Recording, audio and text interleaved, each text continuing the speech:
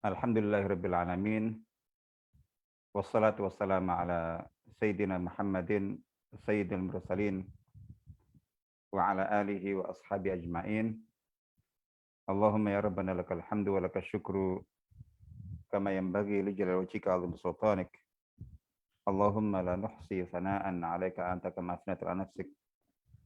Allahumma ati nufusana taqwaha wa zakkiha anta khairu man zakkaha anta waliyyu mawlaha. Allahumma ma asbaha bina min ni'matin aw bi ahadin min khalqik faminka wahdaka la syarika lak falakal hamdu wa lakal syukr.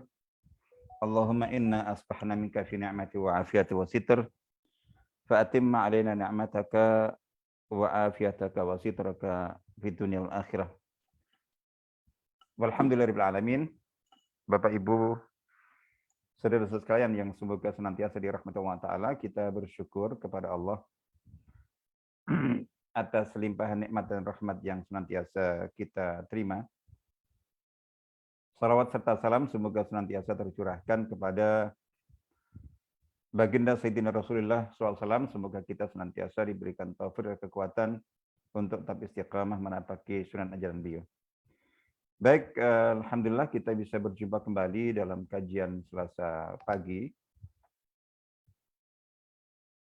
Pertemuan keempat dari seri kajian spesial Ramadan, insyaallah, dan kita sudah berada di 10 hari 10 malam terakhir.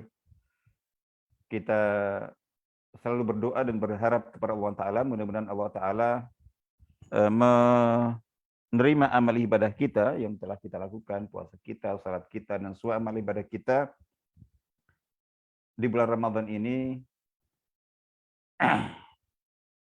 Sekaligus kita terus meminta, kita bermunajat kepada Allah Ta'ala. Mudah-mudahan Allah juga selalu memberikan taufik dan kekuatan kepada kita serta kesehatan untuk terus bisa meningkatkan amal ibadah kita, menambah amal ibadah kita di waktu-waktu yang tersisa dari malam-malam dan juga siang-siang dari bulan Ramadan yang tinggal beberapa hari ini. Dan semoga kita bisa mencapai derajat orang-orang yang bertakwa.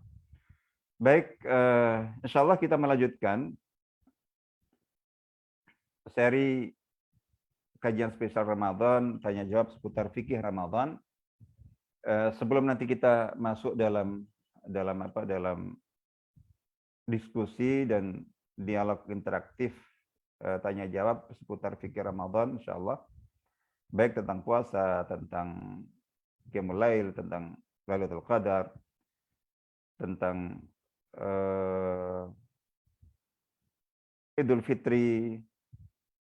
Begitu juga mungkin barangkali ada yang masih ada yang ingin berdiskusi seputar zakat, baik zakat mal secara umum maupun juga zakat fitrah secara khusus.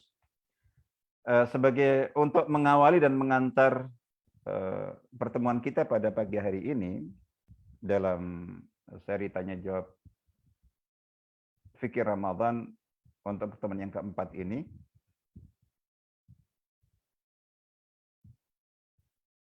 di dalam kumpulan atau kelompok ayat-ayat yang berbicara tentang puasa Ramadan, kewajibannya dan hukum-hukumnya, di surah Al-Baqarah dari ayat 183 sampai ayat 187,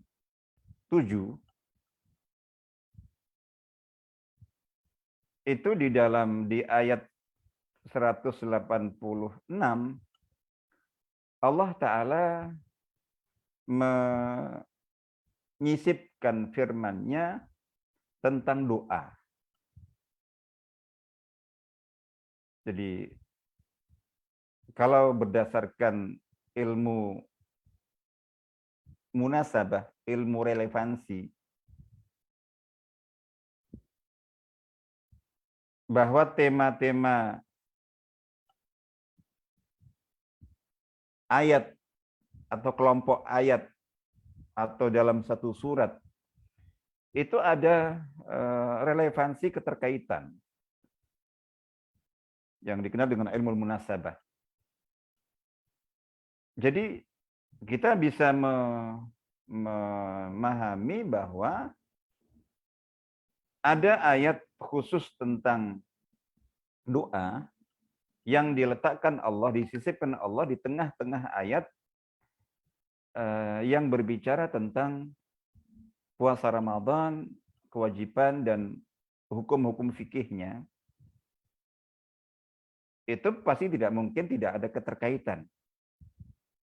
Ya mungkin salah satunya wallah alam tepatnya seperti apa, tapi yang jelas bahwa kita bisa menangkap isyarat bahwa doa itu adalah merupakan salah satu amal ibadah spesial, amal ibadah prioritas bulan Ramadan. Atau pada saat kita berpuasa Ramadan, di bulan Ramadan itu merupakan waktu yang termasuk yang terbaik, yang terspesial untuk kita memperbanyak doa dan zikir kepada Allah Ta'ala. Untuk kita jadi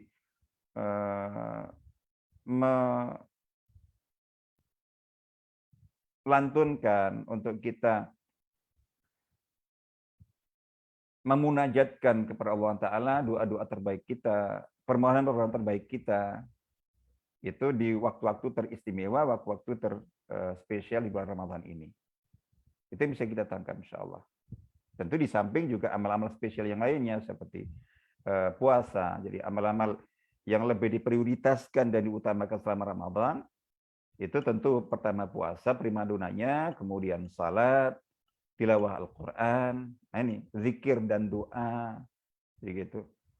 Infak sedekah, iktikaf, bagi yang punya kemampuan dan kesempatan, termasuk yang terbaik adalah melakukan ibadah umroh di bulan Ramadan yang di dalam hadis disebutkan nilai pahalanya itu setara dengan berhaji bersama Nabi SAW. Nah, meskipun juga tentu amal ibadah yang lainnya itu juga spesial, tetap dilipat gandakan pahalanya, tapi 7 atau 8 amal tadi itu termasuk yang paling prioritas, termasuk dalam hal ini adalah doa.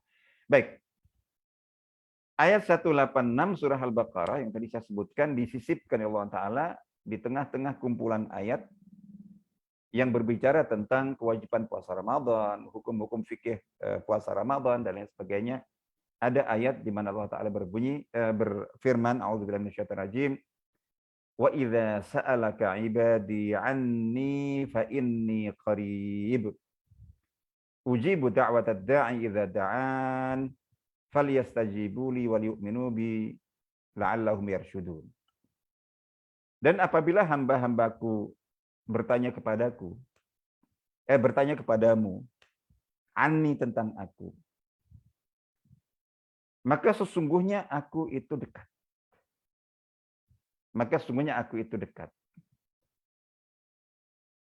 Apa maksud dari penegasan Allah itu dekat? Arahnya ke sini. Ujibu da'watad da'i idza da'a. Jadi, aku akan mengabulkan doa orang yang berdoa. Siapa? Siapa saja. Pokoknya orang yang berdoa. Allah berjanji aku akan mengabulkan doa orang yang berdoa. Apakah yang berdoa itu ulama, umara, atau orang awam, atau rakyat jelata, waliullah yang hidupnya penuh ketaatan, atau hamba pendosa yang sedosa-dosanya, yang belum berdosa. Apakah orang yang sangat baik sekali atau orang yang mungkin sangat jelek dan sangat buruk sekali? Laki atau perempuan, tua atau muda. Itu Allah janjikan dalam firman-Nya langsung, aku itu dekat, dan karena aku itu dekat dan bentuk dan bukti kedekatanku itu aku siap, aku akan mengabulkan doa orang yang berdoa. Siapapun dia. Jadi siapapun, jadi sehingga jangan pernah berpikir bahwa oh saya nggak pantas berdoa. Tidak ada yang tidak pantas berdoa. Jadi, siapapun dia.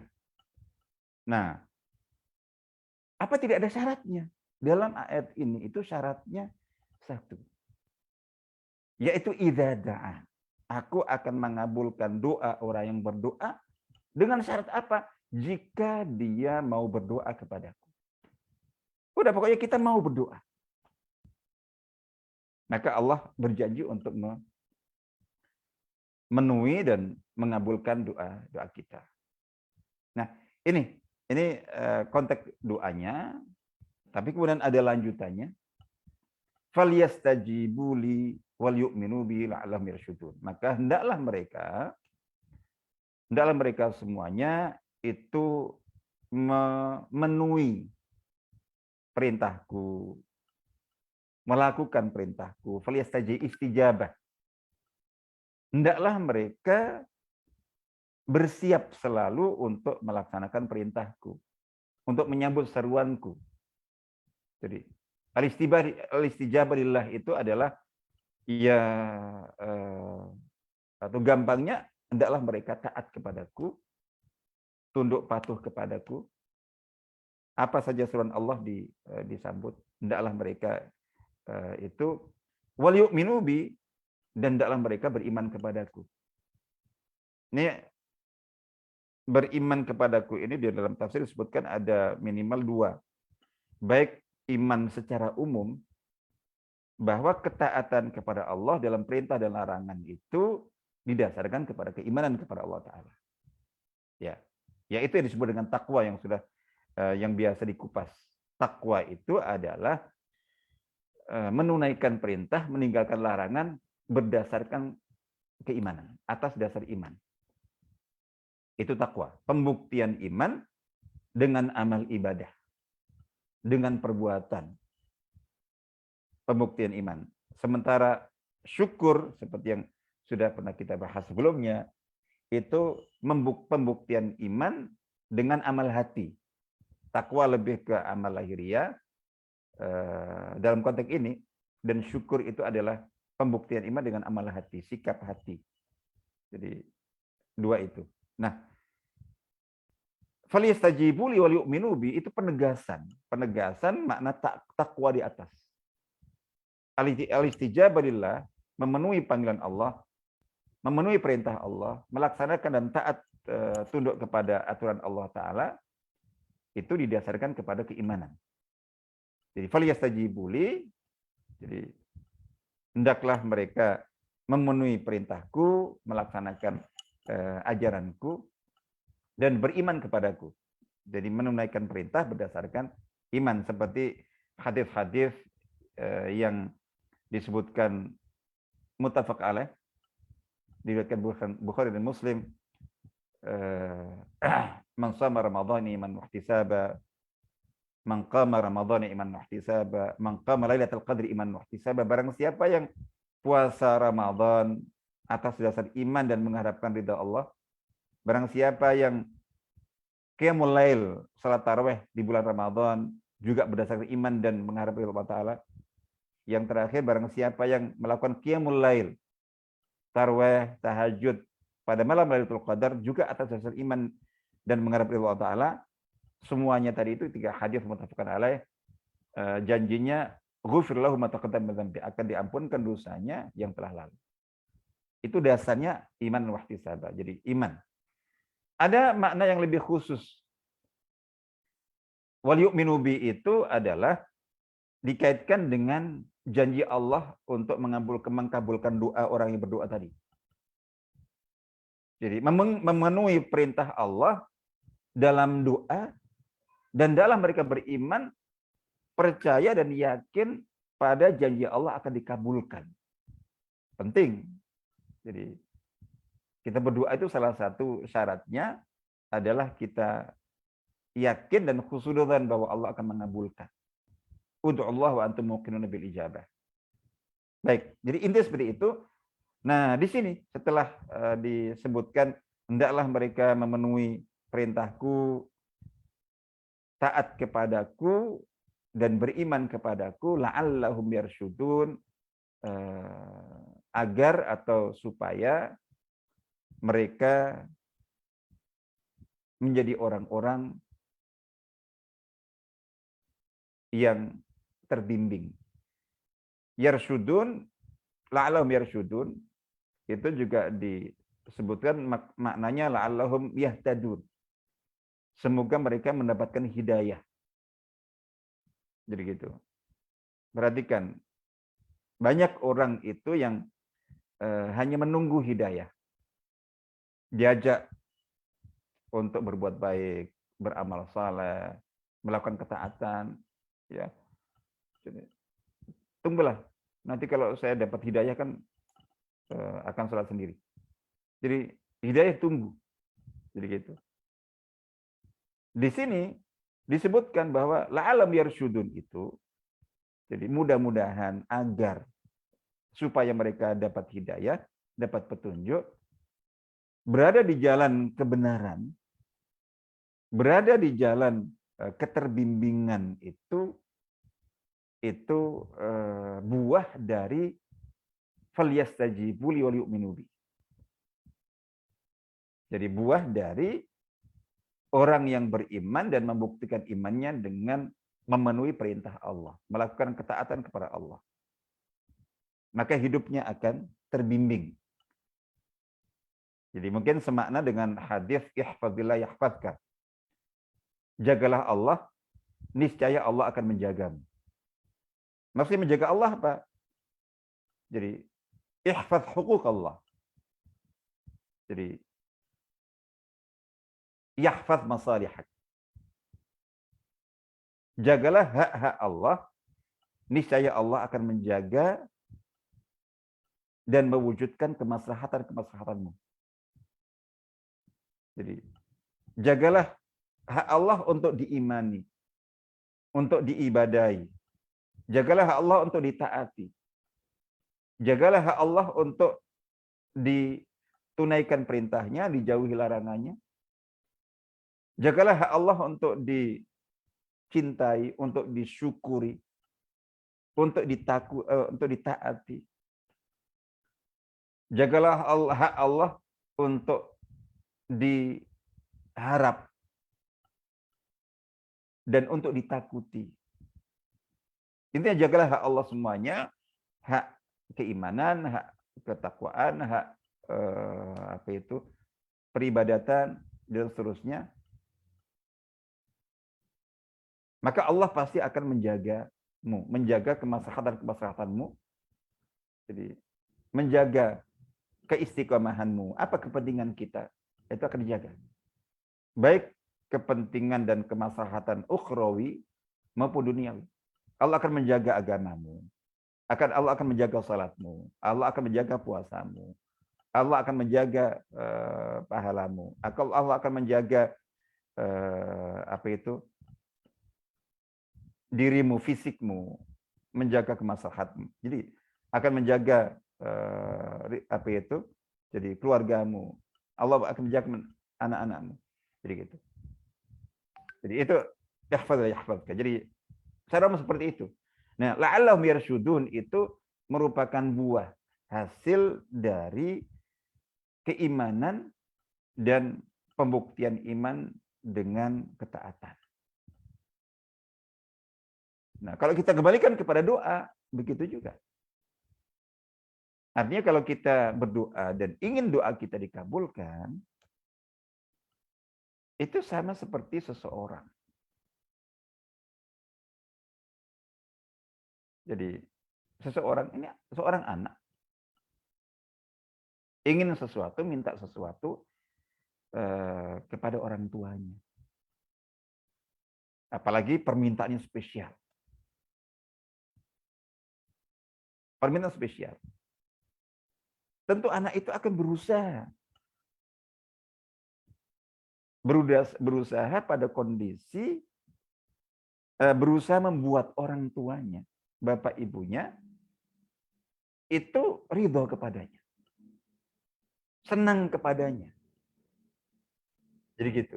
Sehingga akhirnya kemudian gampang, itu akan menggampangkan dan memudahkan dan mendorong orang tua akan memenuhi permintaan spesial itu. Dia menunjukkan sikap baik. Jadi apa itu menyambut dengan baik ketika dipanggil, menjalankan perintah ketika diperintah, menjauhi apa yang dilarang. Intinya dia akan berusaha untuk itu. Itu supaya dia mendapatkan itu. Dan sangat tidak logis ketika ada seseorang atau seorang anak minta sesuatu kepada orang tuanya, tapi dia menunjukkan sikap pembangkangan, penolakan ketika diperintah, bersikap tidak beradab, tidak berakhlak. Intinya perilakunya itu membuat marah.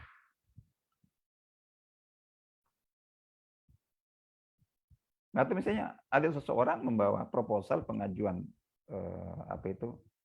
meminta bantuan kepada orang lain, terus kemudian di depan orang itu melakukan tindakan-tindakan yang pasti akan membuat marah orang yang dimintai bantuan itu.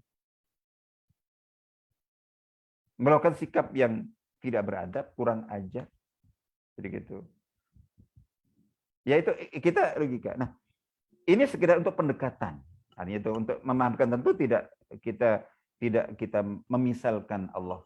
Jadi bukan seorang hamba dengan Allah Ta'ala begitu. Tapi itu hanya menggambarkan saja. Artinya seperti itu. Ketika kita, makanya tadi setelah betul Allah menjanjikan, tapi seperti apa tadi?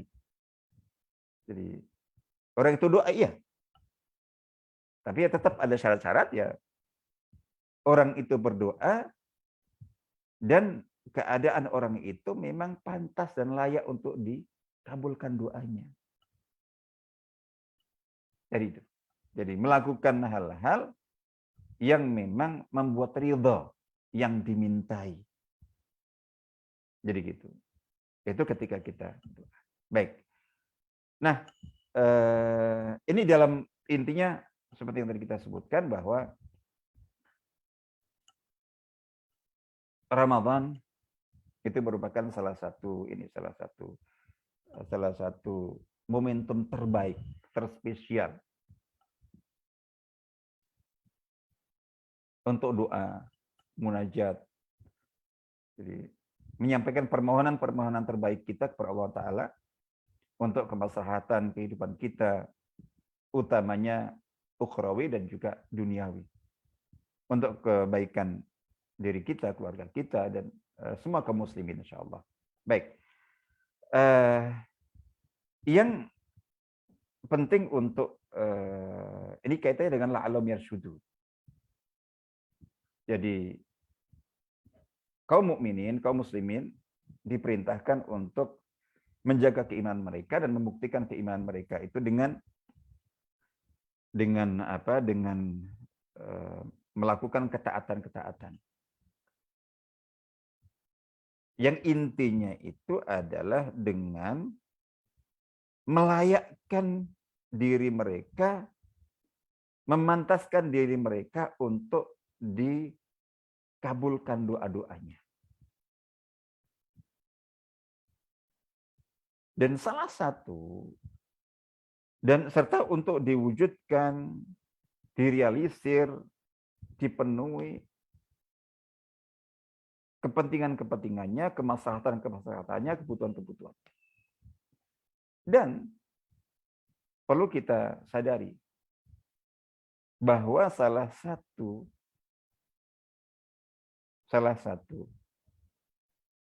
kemaslahatan dan kebutuhan paling asasi kita dalam hidup ini itu adalah keterbimbingan. Itu maknanya. Memang arti dan terjemahan yarsyudun itu yakununa ala tariq rusyd. Berada di jalan petunjuk. Makanya dikatakan la'allahum yahtadun kan. Semoga atau mudah-mudahan agar mereka berada di dalam petunjuk. mendapatkan petunjuk, terbimbing, terarah. Jadi keterbimbingan itulah, keterbimbingan tentu keterbimbingan, keterpetunjukan. Jadi terbimbing, berada di jalan hidayah, berada di dalam petunjuk, terarah. Jadi keterbimbingan, keterarahan itu kebutuhan yang paling asasi di dalam kehidupan kita. Dan paling berbahaya dalam hidup ini adalah ketika seseorang menjalani kehidupannya secara tidak terbimbing, secara tidak terarah. Artinya berarti berjalan di jalan yang salah. Jalannya salah, arah jalannya salah, menuju ke tujuan yang tidak benar. Baik untuk kemaslahatan di dunia maupun lebih-lebih di akhirat. Dan kita di dalam konteks keimanan,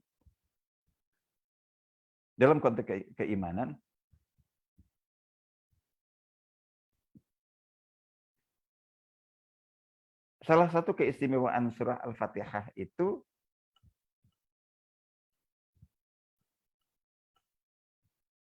adalah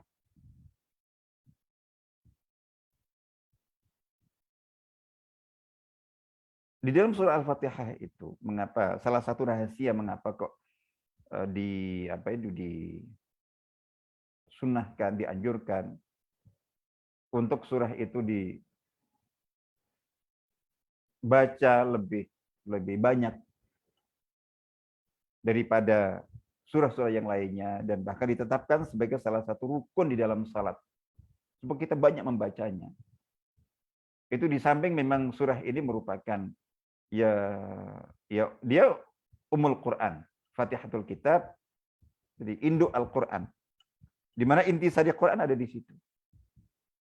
Jadi itu ada di situ. Kesimpulan Al-Quran merupakan pembuka surah Al-Fatihah, juga Ummul Kitab itu induk kitab Al-Quran. Itu adalah karena memang di sana setelah deklarasi keimanan tauhid itu dari ayat pertama basmalah, hamdalah, jadi ar-rahmanir rahim maliki yaumiddin, sampai ayat yang kelima iyyaka na'budu wa iyyaka nasta'in. Itu isinya semuanya deklarasi keimanan tauhid kepada Allah Ta'ala. Terus bagian kedua itu adalah berupa doa. Dan isi doanya adalah memohon petunjuk ke jalan lurus. Ya sama dengan ini. Isi doanya adalah memohon petunjuk. Diberi hidayah, diberi petunjuk agar tetap istiqamah di jalan lurus. Jadi berada di jalan lurus. Berada di jalan yang lurus. Yang di dalam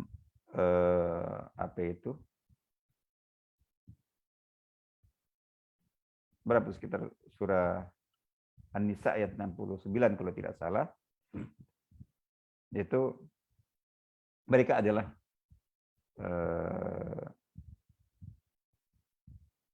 para nabi, para siddiqin, para syuhada, para salihin. Jadi jalan orang-orang yang Allah beri nikmat hidayah kepada mereka, nikmat keimanan kepada mereka, ya mereka adalah para nabi dan orang-orang saleh sebelum kita. Nah ini, karena memang seperti yang tadi kita sebutkan, jadi yang paling dibutuhkan, disadari atau tidak,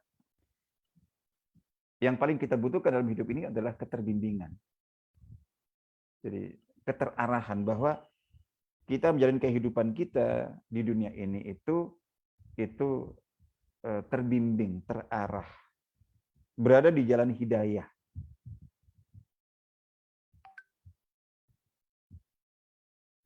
Dan kalau la'allahum yarsyudun itu dalam konteks ibadah Ramadan, dalam konteks ibadah Ramadan secara khusus dengan amal ibadah yang telah kita lakukan selama Ramadan, ataukah dengan arti yang lebih luas, lebih umum. Jadi gitu, lebih luas, lebih umum.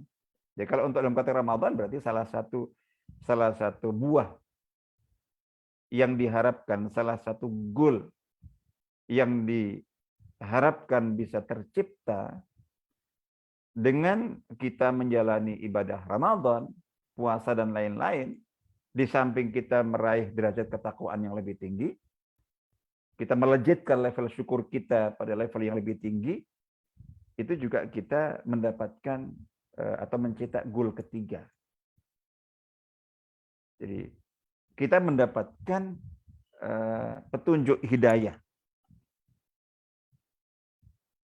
bahwa dengan kita siam Ramadan disertai dengan berbagai amal ibadah yang menyertainya, dengan kita doa, atau secara umum dengan kita beriman kepada Allah dan membuktikan iman dengan ketaatan kepadanya, maka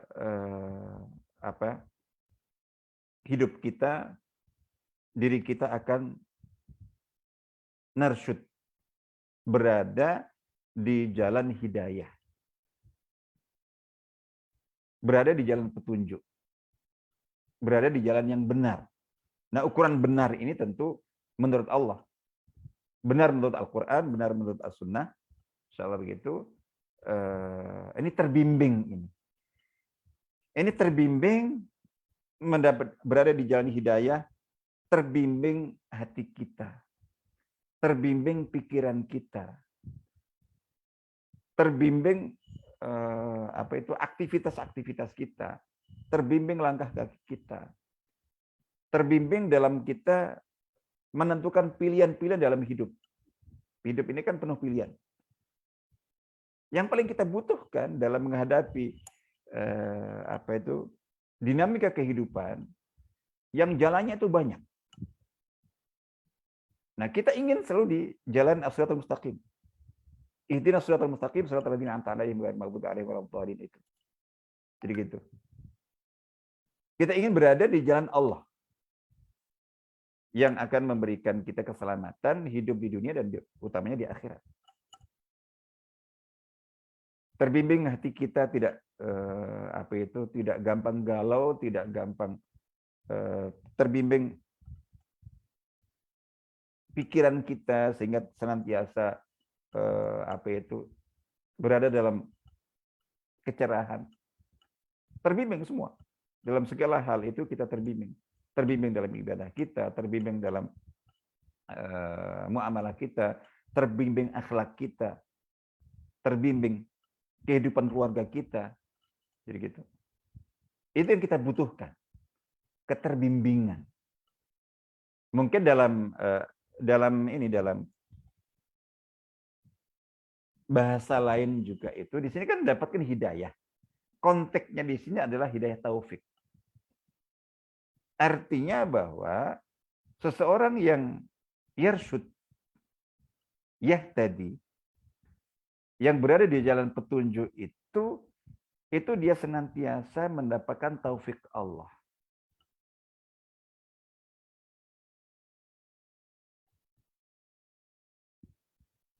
Mendapatkan taufik Allah Ta'ala. Dan itu kita bisa merasakan. Dalam segala hal itu dapat taufik Allah. Kalau dalam hadis yang terkenal, hadis dari Sayyidina Abu Hurairah, riwayat Imam Bukhari, yang terkenal dengan hadis hadisul walayah, hadis wali. Hadis qudsi di mana Allah Ta'ala berfirman, "Man adali waliyan faqad adzantu bil harb." Barang siapa yang memusuhi waliku, maka sungguh dia telah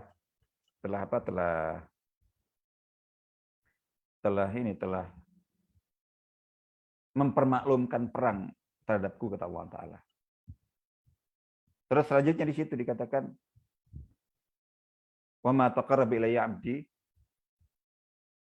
bi syai'in." Jadi ahabba ilayya mimma iftaratu alaihi. Jadi, dan tidaklah seorang hambaku mendekatkan diri kepadaku, bertakarub kepadaku dengan sesuatu yang lebih aku cintai daripada dengan dia melakukan apa yang aku wajibkan, melaksanakan yang fardu dulu. Jadi cara dan wasilah pendekatan diri kepada Allah, takarub ilallah yang terbaik adalah dengan menunaikan kewajiban-kewajiban. Jadi didahulukan dengan kewajiban dulu. Terus wala yazalu abdi. Jadi yataqarrabu ilayya bin nawafil hatta uhibbah. Dan hambaku, jadi yang ingin terus mendekatkan diri kepadaku, itu terus berusaha taqarrub ilallah, mendekat diri kepada Allah kepadaku, itu dengan yang nafilah setelah yang wajib-wajib ditunaikan. Jadi lalu ditambah dengan yang sunnah-sunnah, yang nafilah-nafilah, dikatakan hatta uhibbah. Buahnya sampai aku mencintainya. Perhatikan tadi. Jadi la'allahum yarshudun, la'allahum yahtadun, agar mereka terbimbing berada di jalan hidayah, dapat hidayah Allah Ta'ala, itu diawali dari sini. Bagaimana? Atau siapa orang yang Allah beri hidayah? Allah beri hidayah. Allah beri petunjuk. Allah jaga dia berada di jalan kebenaran dan di jalan hidayah itu. Kita sambung dengan hadis qudsi ini. Jadi seseorang yang berusaha taqarrub ilallah, mendekatkan diri kepada Allah Ta'ala, pertama dengan melakukan yang wajib-wajib, yang fardu-fardu. Terus ditambah dengan yang sunnah-sunnah, dari menunaikan yang wajib, kemudian yang sunnah, itu buah dan hasilnya, itu kata Allah dalam hadis qudsi, hatta uhibbah, sampai aku mencintainya. Perhatikan. Jadi jalan untuk mendapatkan cinta Allah itu adalah dengan kita beriman, membuktikan iman kita dengan ketaatan-ketaatan. Diawali dengan ketaatan berupa kewajiban-kewajiban, faridah-faridah, ditambah dengan yang sunnah-sunnah, maka Allah kemudian mencintai orang itu. Nah, di sini dikatakan, sampai aku mencintainya. Nah, setelah cinta inilah kemudian ada ar-rusyd tadi, ada al-hidayah. Orang itu berhak mendapatkan hidayah petunjuk. Dibimbing Allah Ta'ala, diberi taufik Allah Ta'ala. Dijaga oleh Allah Ta'ala. Di lanjutan hadits qudsi tadi itu. Jadi, فَإِذَا أَحْبَبْتُهُ, perhatikan, dan ketika dia, dikatakan, jika aku telah mencintainya, kuntu sam'ahu alladhi yasma'u bih. Kata Allah, aku menjadi pendengaran untuk dia mendengar. Wa basarahu alladhi yubsiru bih. Aku menjadi penglihatan untuk dia melihat. Wa yadahu allati yabtishu biha. Dan aku menjadi tangan untuk dia beraktivitas. Wa rijlahu allati yamshi biha. Dan aku menjadi kaki untuk dia berjalan. Maksudnya itu adalah dia pendengarannya itu dibimbing Allah Ta'ala. Penglihatannya dijaga dan diberi taufik Allah Ta'ala. Dia muwafaq. Mendapatkan taufik Allah fima yasma, dalam apa yang dia dengar. Mendapatkan bimbingan taufik Allah Ta'ala fima yubsir, apa yang dia lihat. Jadi muwafaq min indillah, mendapatkan hidayah taufik, terbimbing oleh Allah Ta'ala fima ya'mal. Jadi dalam apa yang dilakukan oleh tangannya. Jadi gitu. Muwafaq fima tamshi rijlah, dalam langkah-langkah kakinya. Itu dibimbing. Dan kita lanjutkan. Dibimbing hatinya. Artinya muwafaq. Jadi apa yang dipikirkan itu dalam taufik Allah, apa yang dirasakan dalam taufik Allah. Jadi pikirannya, perasaannya, itu intinya muwafaq. Itu maksudnya.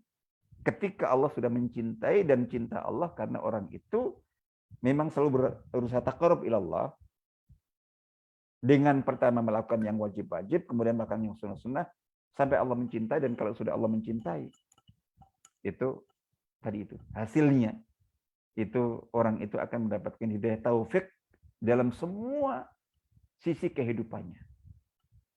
Jadi dalam semua sisi kehidupannya. Ini yang semakna dengan ayat surah Ali Imran ayat 31.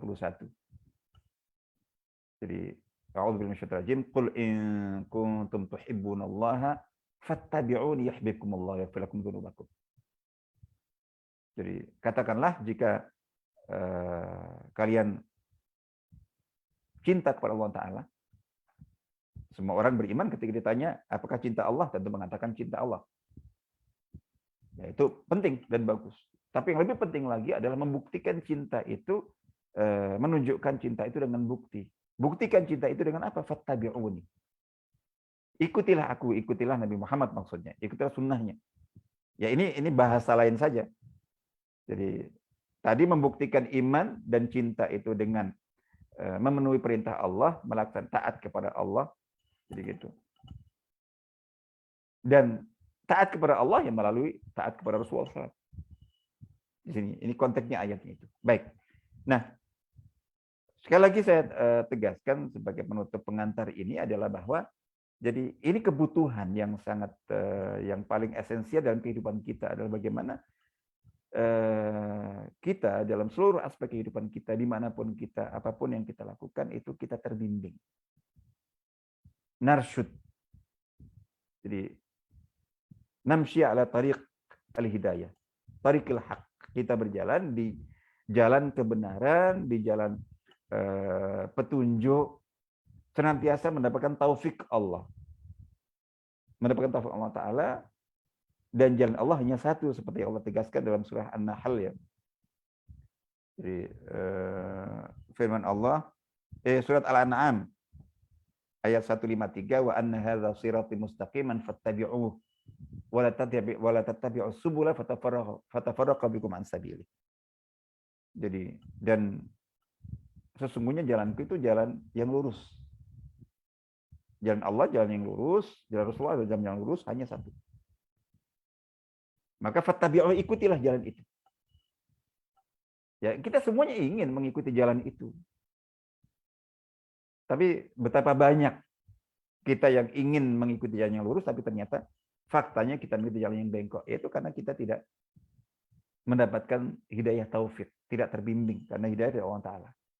Tapi untuk kita berhak dan layak serta pantas jadi mendapatkan hidayah petunjuk taufik Allah Ta'ala, tadi kita beriman dan membuktikan iman itu dengan ittiba Rasul, dengan taatullah wa taatur Rasul. Jadi seperti itu. Maka ya singkatnya kembali kepada hadis yang tadi saya sebutkan, ihfadzil yahfadzka. Udah. Jagalah Allah, pasti Allah akan menjagamu. Jagalah hak Allah, pasti Allah menjaga hakmu. Jagalah hak Allah untuk diimani, dicintai, disyukuri, diharap, ditakuti, ditaati, diibadahi, dan seterusnya.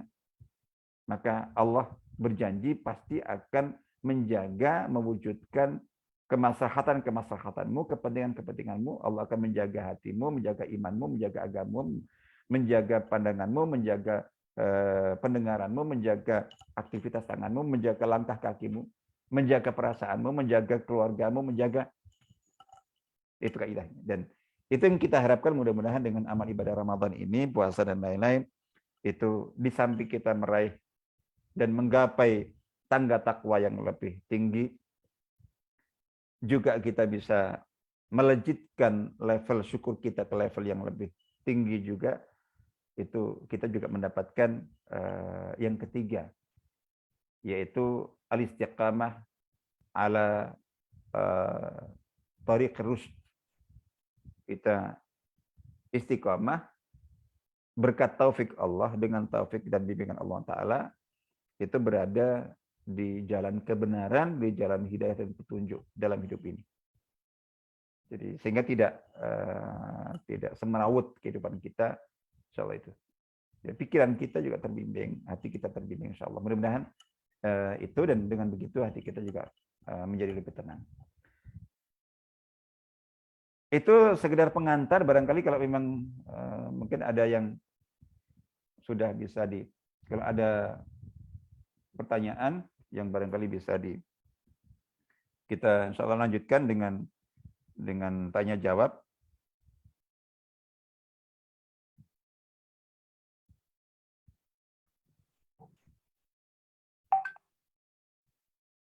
Ini sudah ada yang terkumpul, Ustaz.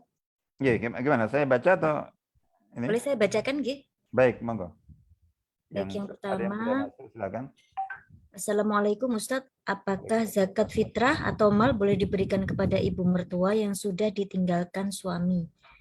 Beliau hidup dibiayai dibiayai suami dan adik ipar yang masih serumah, Sukron. Ini lanjut ke pertanyaan berikutnya atau dijawab satu persatu dulu, Ustadz? Langsung aja, coba. Oke. Ini dilematis ya, karena apa itu? Ini seperti yang tanya apa ibu-ibu ini.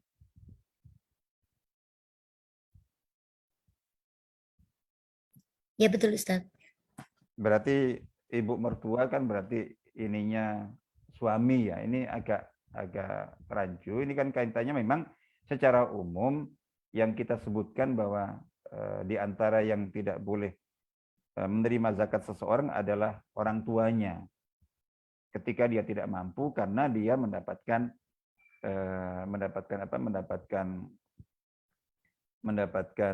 atau tanggungan nafkahnya itu otomatis menjadi tanggungan anaknya. Nah, ini yang agak sulit ya. Misalnya ini yang mau apakah ini ada zakat istri terpisah dari suaminya, kemudian zakat suami kemana? Kalau zakat suami kan sudah jelas nggak boleh ke ibunya. Jadi itu. Ibunya yang berkekurangan itu tidak cukup diberi dari zakat fitrah atau mal. Kebutuhan asasi ibu itu kalau memang tidak, apalagi ini seorang ibu, seorang perempuan, itu otomatis menjadi tanggung jawab langsung anaknya. Nah, ini istrinya yang mau itu secara fikih boleh, tapi bayang saya ini gimana kira-kira? Jadi ini kan berarti zakat ini, kalau zakat suaminya nggak boleh, zakat anaknya yang anak suami nggak boleh. Berarti dia zakat ke neneknya. Jadi gitu. Agak susah. Saya khawatir nanti boleh berarti zakat keluarga itu termasuk zakat suami yang anak sang ibu, zakat anak-anak yang cucunya ibu, yang asli nggak boleh. Begitu. Yang ini hanya istri itu mungkin. Sehingga sebaiknya dihindarkan. Jadi fokus kita adalah bahwa jadi beliau itu berhak lebih dari sekedar zakat fitrah dari anaknya. Kalau memang anaknya mampu, orang tua, ibu itu berkekurangan, maka sudah menjadi kewajiban ketetapan syar'i, semua kebutuhannya harus ditanggung oleh ibu. Jadi oleh anak. Ini ibaratnya seperti ini, seperti suami yang harus menanggung nafkah istri dan anaknya. Itu ibu juga begitu, apalagi ibu, orang tua yang tidak mampu, itu statusnya seperti istri dan anak. Jadi sebaiknya dihindari karena tadi saya takut rancu. Akhirnya boleh. Akhirnya zakat anaknya, zakat suaminya juga ikut. Karena kalau hanya zakat dia seseorang sendiri, seorang istri sendiri ke mertuanya kan juga hanya berapa. Dan biasanya rata-rata kita bayar zakat kolektif. Jadi supaya tidak salah, boleh. Ternyata kemudian digabungkan dan diberikan semuanya karena zakat suami ikut di situ, diberikan ke ibunya, tidak. Zakat anak-anak yang merupakan cucu dari ibu itu berarti zakat untuk neneknya, nggak boleh. Insya Allah begitu. Ya, silakan. Ada yang lain?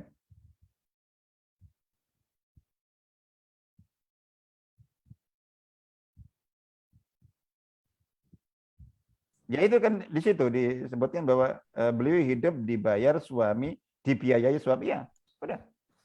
Jadi menjadi tanggungan suami, insya Allah. tidak dari zakat. Silakan yang lain. Masih ada? Baik, yang kedua, Ustadz dari Ibu Alfi di Surabaya. Izin bertanya, Ustadz, jika malam Lailatul Qadar diturunkan Allah di awal malam ganjil minggu ketiga, apakah masih ada kesempatan untuk mendapatkan berkahnya di malam-malam berikutnya? Berapa lama yang dinamakan malam Lailatul Qadar? Apakah hanya semalam? 24 jam maksudnya ya? Mungkin. Atau bagaimana? Wassalamualaikum. Ya, perlu dipahami, Lailatul Qadar itu jadi aslinya Lailatul Qadar bukan turun dan bukan diturunkan. Lailatul Qadar itu adalah satuan waktu. Namanya Lailah itu malam, Al-Qadar, malam kemuliaan. Jadi gitu. Atau malam yang diberkahi. Inna anzalnahu fi lailatin mubarakah. Di surat Dukhan itu. Jadi ini waktu, satuan waktu terdiri dari detik, menit, jam. Dalam satu ruang waktu malam. Malam itu dimulai dari waktu maghrib sampai fajar shadiq waktu subuh. Itu batasnya malam. Hatta matla'il fajr. Salamun hiya hatta matla'il fajr. Jadi sampai terbit fajar shadiq. Waktu salat subuh itu. Itu batas akhirnya. Bukan terbit matahari. Itu. Itu Lailatul Qadar itu. Apa itu? Itu ya dengan hikmah dari Allah Ta'ala, malam itu dijadikan Allah Ta'ala sebagai malam yang diberkahi. Yang dari keberkahan yang Allah berikan. Jadi seperti contoh tempat yang diberkahi misalnya Makkah, tempat yang diberkahi Masjidil Haram. Masjidil Haram, tempat masjid itu di mana salat di sana lebih baik salat sekali di sana lebih baik dari 100.000 salat di tempat lain. Itu keberkahan tempat itu. Siapa yang mendapatkan keberkahan itu? Misalnya untuk dalam konteks tadi, ya siapapun yang berkesempatan pergi ke tanah suci, kemudian masuk Masjidil Haram, ya terus melakukan salat di situ, dapat keberkahan tempat Masjidil Haram, salatnya yang hanya sekali itu langsung lebih, kalau diterima itu lebih baik daripada 100.000 salat di luarnya. Keberkahan Masjid Nabawi, tempat siapa yang mendapatkan keberkahan di situ? Itu orang yang berkesempatan masuk ke Masjid Nabawi terus salat di situ, salat sekali itu lebih afdal daripada 1.000 salat. Jadi gitu. Nah, seperti itu. Maksudnya orang yang dapat Lailatul Qadar itu bukan sesuatu yang dapat turun dari langit seperti apa, cahaya atau apa, tidak. Orang yang masih mendapatkan kesempatan hidup pada malam Lailatul Qadar. Misalnya, jadi ada yang berpendapat ya biasa berpendapat Lailatul Qadar akan terjadi pada nanti malam. Itu bukan sesuatu yang turun dari langit seperti apa, kecuali yang turun malaikat, iya. Jadi yang turun itu malaikat.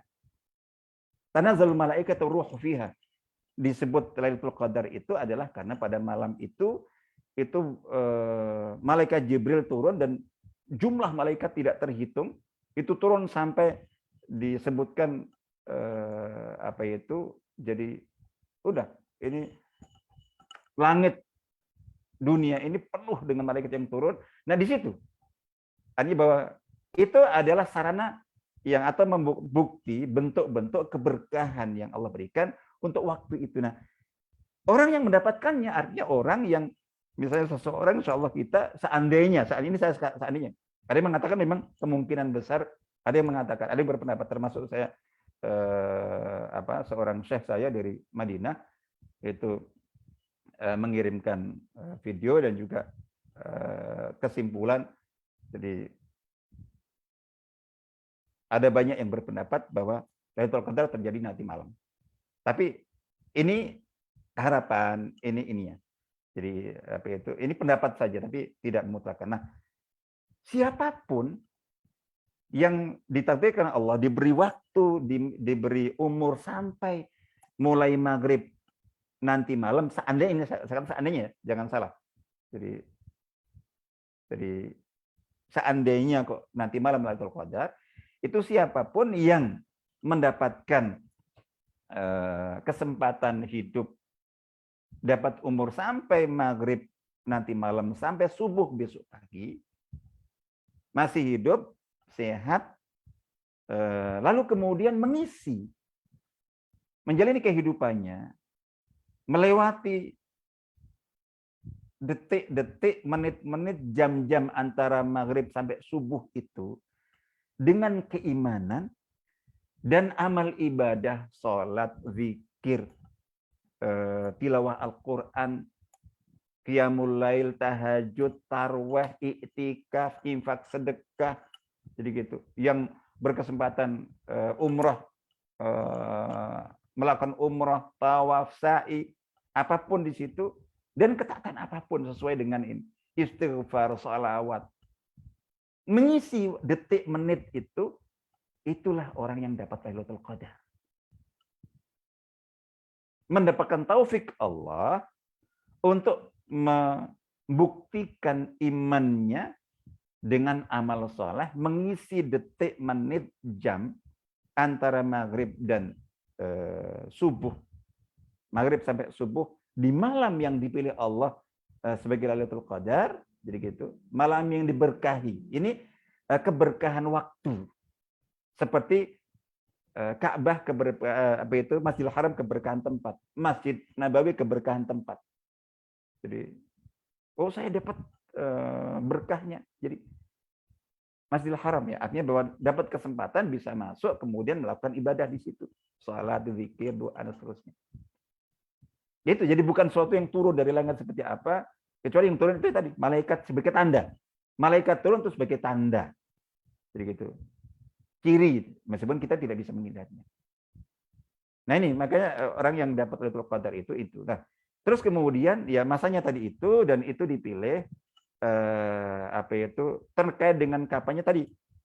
Jadi yang perselisihan para ulama terkait dengan Lailatul Qadar itu dalam kitab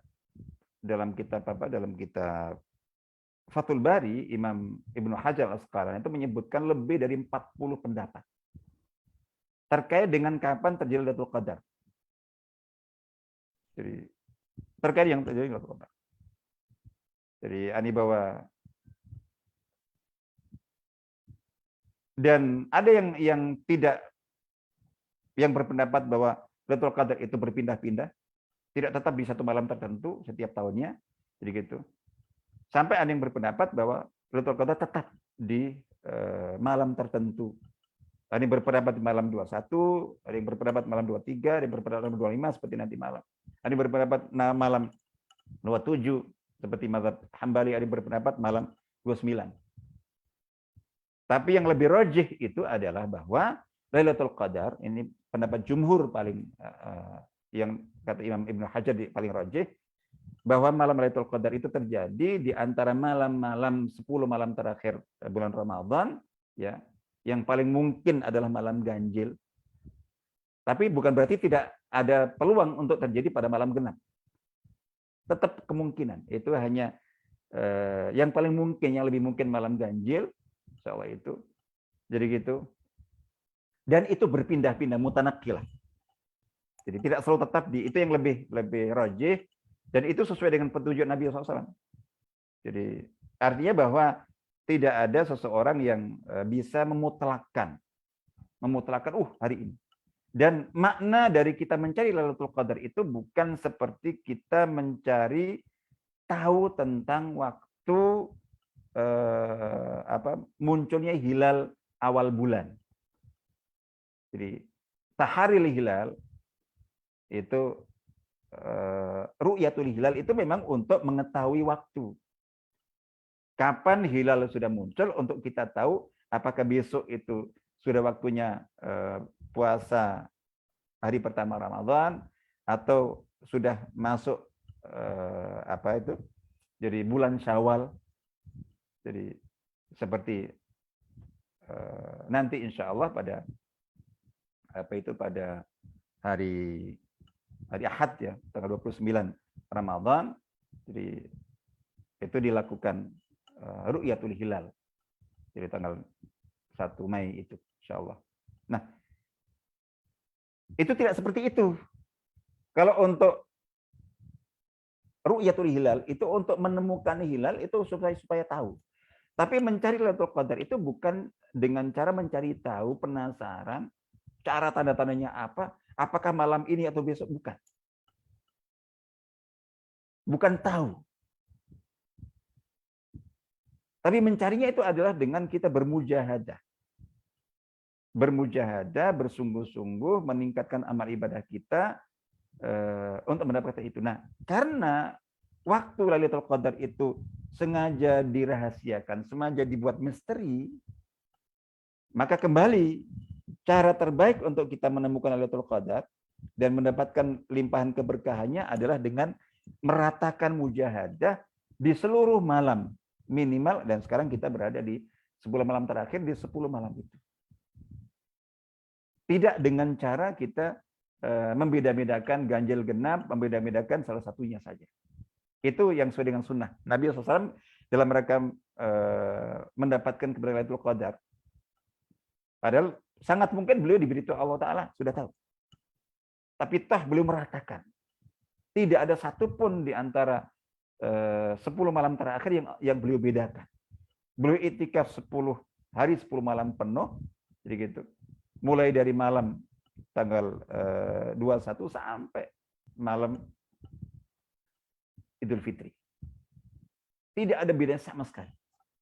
Nah, sehingga tadi dikatakan kalau sudah terjadi bagaimana? Sudah. Kalau itu sudah terjadi, itu adalah dengan kita. Jadi yang kita lakukan itu pada setiap malam. Pada setiap malam itu antara kita bertobat, kita beristighfar. Jadi ini kalau Lailatul Qadar sudah lewat dan pada saat itu kita tidak optimal, kita tidak maksimal, kita melejitkan tobat istighfar atas kekurangan-kekurangan kita, kelemahan-kelemahan kita. Itu pada malam-malam sebelumnya yang mungkin ternyata sudah terjadi Lailatul Qadar itu. Jadi insya Allah itu. Nah itu. Jadi itu kita itu hanya mungkin. Jadi kita mungkin itu dengan kita menutup dengan tobat dan istighfar. Maka setiap hari itu tobat istighfar kita atas kekurangan, kelemahan, kesalahan, ketidakoptimalan kita pada malam-malam sebelumnya yang barangkali ternyata Lailatul Qadar terjadi di salah satu malam yang sudah lewat itu.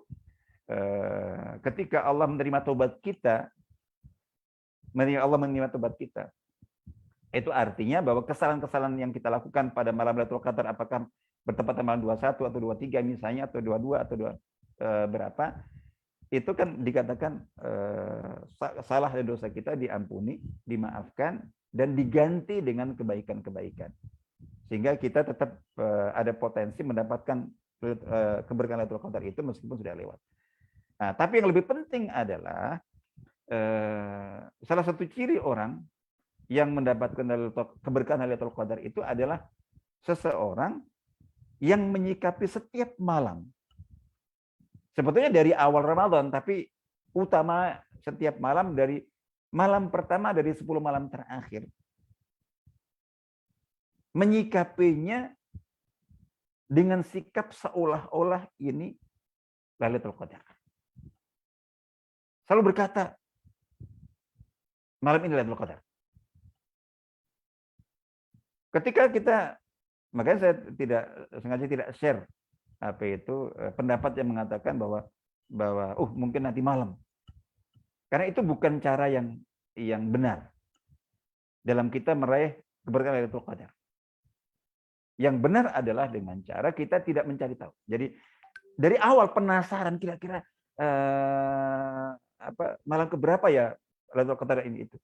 Itu udah tidak tepat, tidak nyunah. Cara terbaik adalah yang tadi, untuk malam yang selewat itu kita melejitkan tobat istighfar kita.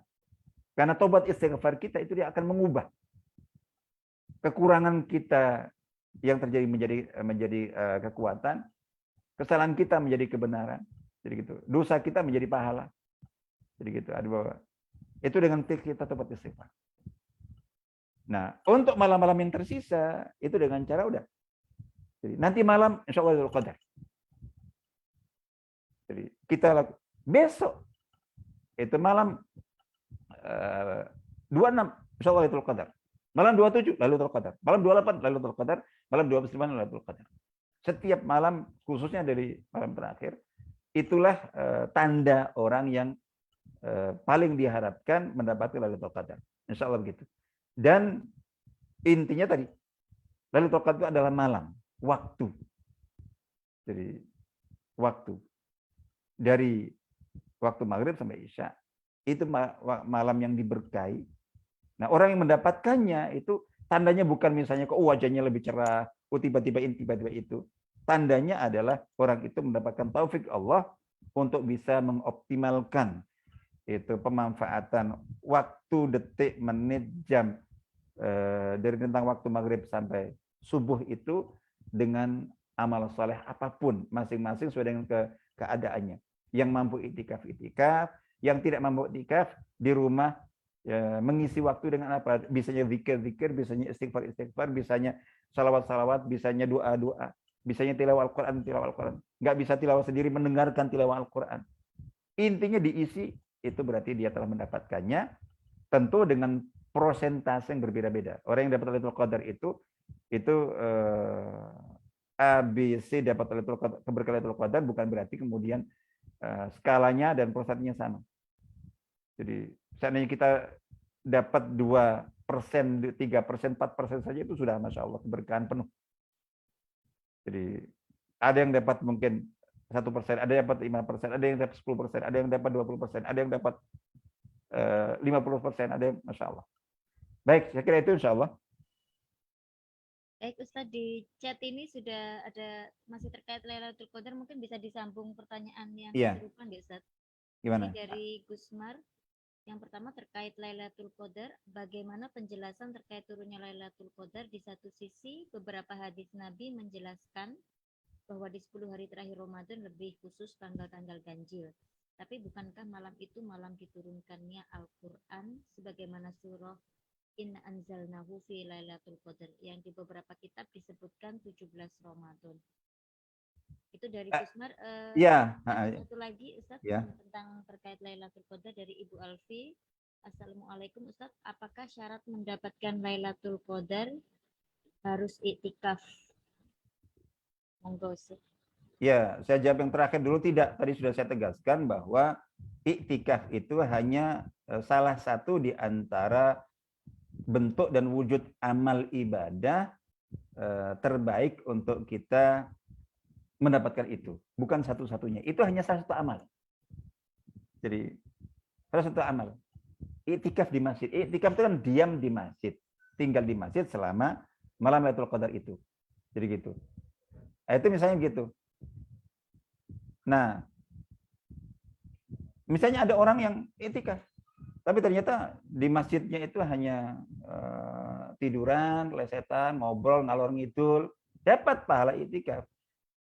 Tapi mungkin lebih baik lebih berpeluang dan lebih baik orang yang tidak iktikaf di masjid tapi ngisi waktunya dari maghrib sampai subuh itu dengan sholat, dengan zikir, dengan tilawah, dengan istighfar, dengan nangis tobat kepada Allah Ta'ala. Nah, tapi tentu lebih baik kalau bagi yang leluasa ya sama-sama tilawah, sama-sama zikir, sama-sama doa, sama-sama istighfar, sama-sama melakukan ketaatan, yang melakukannya di masjid lebih afdal daripada di rumah. Bagi yang punya kesempatan. Tapi bagi yang tidak punya kesempatan, misalnya bahwa ini ibu berhalangan. Itu jangan kecewa. Ibu bisa mengganti, artinya bahwa ketaatan ibu itu adalah dengan tidak iktikaf di masjid. Kalau iktikaf malah dosa. Jadi gitu. Ya sudah di rumah memang tidak dengan niat iktikaf. Lepas memang iktikaf ya, tapi diganti dengan apa yang bisa dilakukan. Jadi ibaratnya bahkan saya katakan bahwa misalnya ada bapak-bapak yang tugasnya menjadi satpam, terus kemudian beliau nggak bisa meninggalkan posnya itu. Jadi jangankan iktikaf, di rumah nggak bisa. Oke, apakah berarti beliau kehilangan kesempatan dapat Lailatul Qadar? Sama sekali tidak. Jadi orang yang mendapatkan kondisi tertentu, udah selama dia tetap menjaga niatnya, seandainya saya punya kesempatan lebih lapang, saya akan begini, saya akan begini, saya akan begini. Itu menjaga niat. Yang kedua adalah melakukan apa yang masih mungkin dilakukan. Di pos penjagaan, di pos satpam, bisa nggak sambil baca Quran kalau masih memungkinkan? Baik dari mushaf atau dari hafalan. Oh, saya nggak bisa bawa mushaf, saya nggak punya banyak hafalan. Ya sudah. Bisa nggak ngulang Al-Fatihah? Misalnya ratusan kali. Ngulang Al-Ikhlas, Al-Falaq, An-Nas. Ngulang ayat kursi. Jadi, andai seandainya seseorang bisanya hanya tuh istighfar, tasbih, tahmid, tahlil diulang ribuan kali. Dimanapun dia mungkin insya Allah dapat Lailatul Qadar. Insya Allah itu. Jadi iktikaf itu hanya salah satu. Jadi di antara sekian itu pun bagi yang memang memungkinkan. Jadi gitu. Yang tidak memungkinkan penggantinya yang lainnya sangat banyak sekali. Insya Allah begitu. Iya, kalau tadi tentang nuzul Quran, jadi memang betul. Jadi ini memang ada dua mendapatkan. Yang umum selama ini Lailatul Qadar itu dikenal dan biasa diperingati tanggal 17 Ramadan ya. Itu yang paling masyhur. Ya itu tidak disepakati. Itu khilafiyah. Jadi gitu. Itu khilafiyah. Nah, ada dua sikap di sini yang tetap pada pendapat bahwa Lailatul Qadar, bahwa terjadinya turunnya Al-Qur'an di malam Lailatul Qadar dan itu di tanggal 17. Nah, ini justru dijadikan salah satu dalil bagi yang berpendapat bahwa Lailatul Qadar itu tidak mesti 10 malam terakhir. Mungkin juga terjadi di 10 malam pertengahan, ada hadis yang menyebutkan di situ. Bahkan juga mungkin di awal Ramadan, 10 malam pertama Ramadan. Jadi itu justru dijadikan dalil bahwa ini. Jadi hanya mungkin 10 malam terakhir itu hanya yang paling besar diharapkan. Yang paling banyak. Tapi masih ada kemungkinan di luar 10 malam terakhir. Dan salah satu dalilnya itu tadi. Jadi turunnya Al-Quran malam Lailatul Qadar dan itu terjadi pada malam 17 Ramadan. Tapi ada pendapat lain yang cenderung tetap kekeh bahwa Lailatul Qadar itu di 10 malam terakhir. Nah, dan tidak setuju dengan pemahaman atau pendapat yang umum selama ini bahwa nuzul Quran itu di tanggal 17 Ramadan. Jadi gitu. Itu diralat, bisa dibaca dalam kitab Ar-Rahiq Al-Maktum karya Syekh Safiur Rahman Al-Mubarakfuri. Beliau termasuk yang tidak setuju dengan pendapat bahwa nuzul Quran di tanggal 17. Lebih mengikuti dalil nuzul karena nuzul Quran di malam Lailatul Qadar dan Lailatul Qadar terjadi 10 malam terakhir, maka beliau membuat hitung-hitungan konversi waktu itu. Jadi bulan Ramadan pada saat Nabi SAW menerima wahyu pertama itu dikonversikan dengan kalender Masehi, terus kemudian dicoba diketahui. Jadi malam-malam ganjil waktu itu jadi beliau berpendapat bahwa nuzul Quran di salah satu malam dari, saya lupa malam 21 atau 23 gitu. Malam 21 atau malam 23. Itu jadi bukan 17. Jadi antara dua itu. Dan ini masalah khilafiyah secara umum insyaallah gitu. Ya, saya kira itu. Silakan, masih ada yang lain?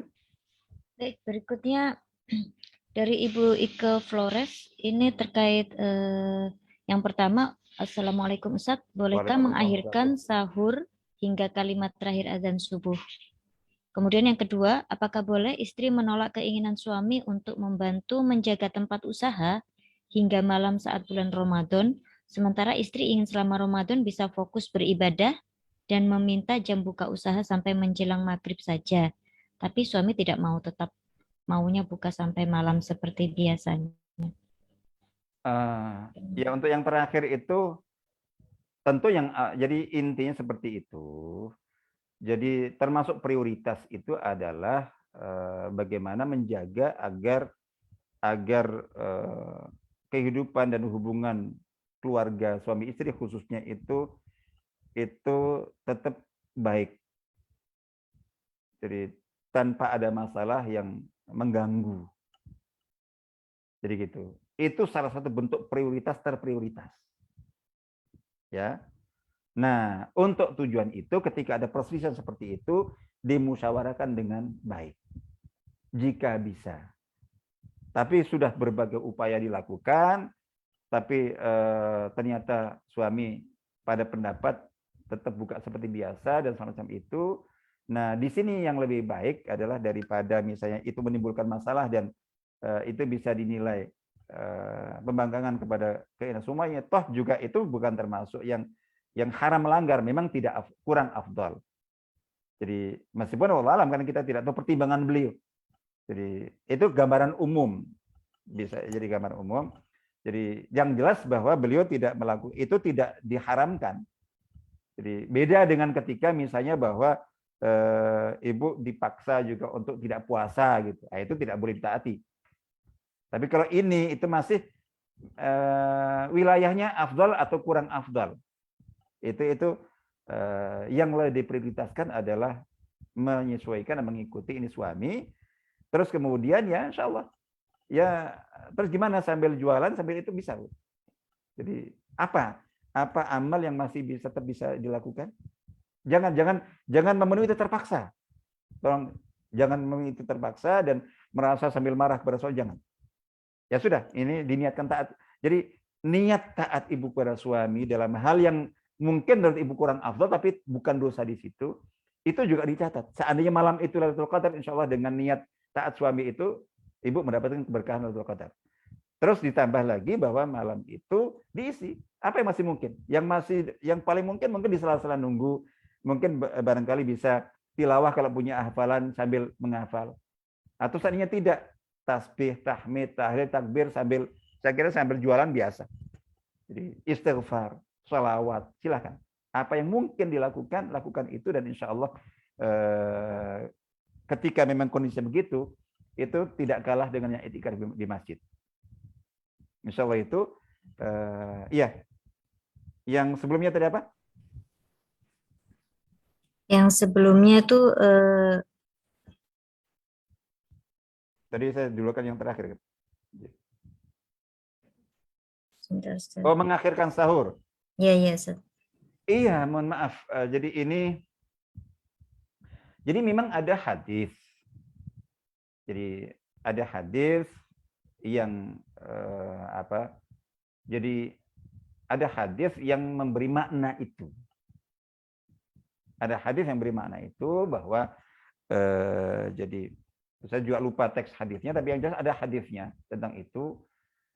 Tapi kan kemudian, jadi ada yang kemudian memakai amal itu, mengamalkan itu bahwa ya sudah masih boleh makan sampai azan. Jadi gitu. Nah, tapi kan ini kalau yang lainnya tidak setuju karena dianggap bertentangan dengan kaidah dasar bahwa batas akhir batas akhir dari kita boleh makan minum itu adalah hatta matla'il fajar. Jadi kulu washrabu hatta yatabayyana. Jadi kan itu kan. Sampai tanpa intinya sampai muncul fajar shadiq. Dan fajar shadiq itu awal azan. Karena tidak boleh azan kecuali azan sebagai tanda masuknya waktu. Itu fajar shadiq. Pada saat itu. Itu kaidah dasar begitu. Sehingga akhirnya secara umum itu kita lebih aman untuk kita hindari, insya Allah gitu. Lebih aman untuk kita hindari.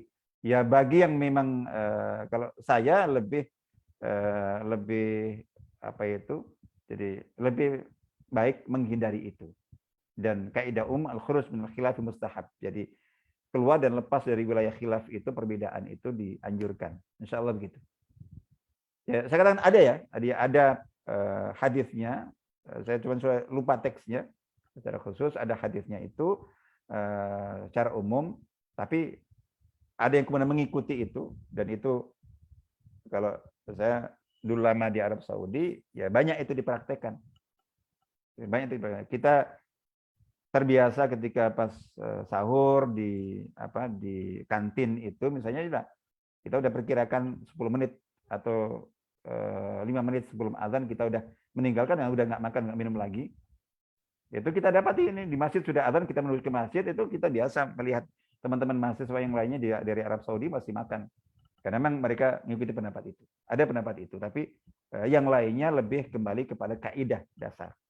Jadi kaidah dasar seperti dalam ayat Al-Qur'an bahwa makan minum itu sampai terbit fajar shadiq, awal masuknya waktu subuh. Dan secara sunnah itu jelas tidak sunnah.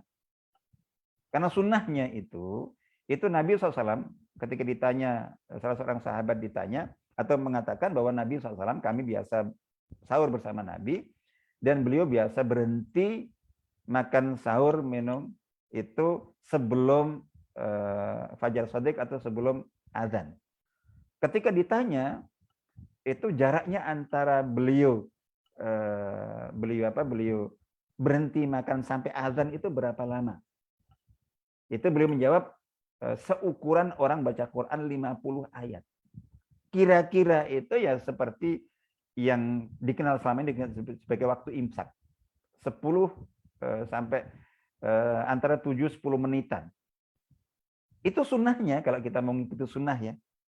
Kalau tadi ada boleh gitu, tapi kalau kita pertama menghindari khilafiyah, yang kedua memang sunnahnya begitu. Nabi SAW sendiri meskipun boleh sampai menjelang azan, tepas azan, tapi beliau sunnahnya, teladannya itu berhenti memang sebelum itu. Sehingga ya adanya imsak seperti sekarang ini itu termasuk ikut sunnah. Cuman dengan dipahami bukan berarti kemudian ketika imsak sudah masuk itu nggak boleh sama sekali.